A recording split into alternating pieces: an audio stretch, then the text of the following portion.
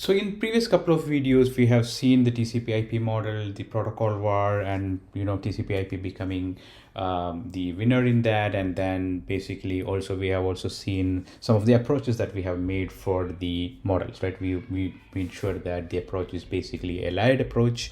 And there are characteristics like every layer is actually having a purpose. So in this video we are going to get a little bit more detail into the layers and the purpose of each of these layers. So with the TCP/IP model, the first layer is the application layer, and what application layer does is basically weaving an interface between the application and the computer or the system or the user.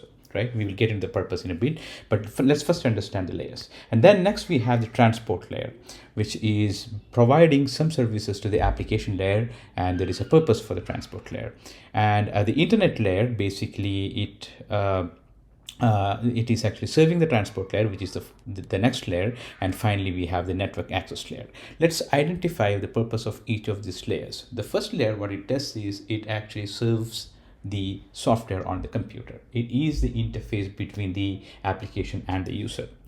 Coming on to the transport layer, what it does is it actually provides services to the protocol. You remember in the previous video when we talked about the characteristics, one of the characteristics was every layer, every protocol can serve the other protocols, other services in its same layer or the layer below it. Right, so or the layer above it. So it is going to ask services from the protocols below it, and the protocol below is going to provide services to the protocols and services above it. And we'll see that with an example very quickly in this video.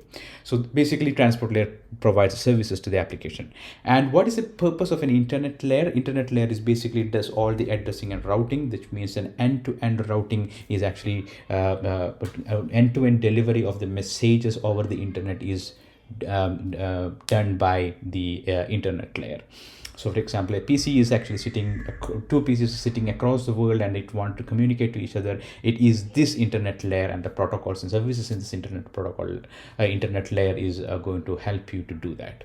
And finally, the network access layer, its purpose is to send the message or send the packet from one node to next node. For example, you will see how this routing is going to work. Once you see in detail, you will be able to understand it more clearly. What happens is when a PC tries to communicate with a PC which is far away, this packet is not directly tunneled or directly sent to that one PC to the other PC. It has to immediately send to the next hop wherever it can actually send this, and we will go to the process of how it does and stuff like that. But it has to send this packet from the PC to the next immediate place where it can actually send that packet.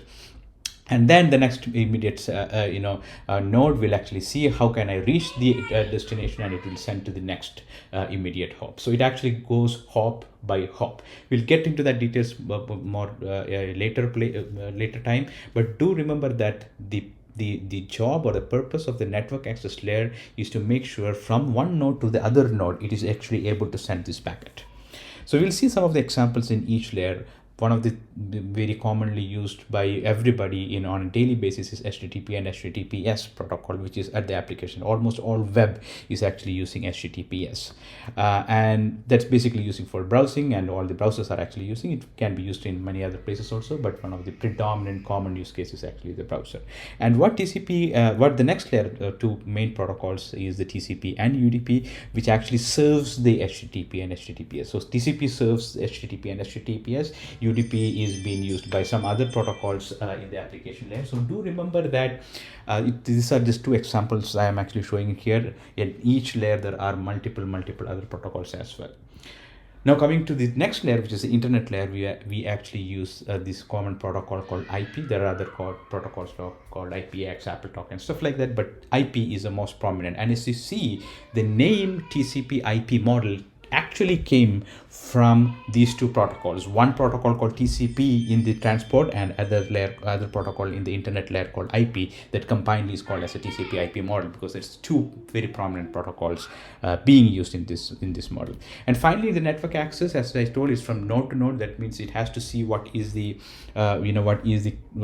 connectivity type, or what is the standard that is connecting between these two nodes. And some of the examples of this protocol protocols are the Ethernet and point-to-point. Some of the people may say it's not protocol, it's a technology. Yeah, never mind. It could be technology as well. So these are the layers of the TCP/IP model, and these are the purposes of it, and these are the protocols that are being used.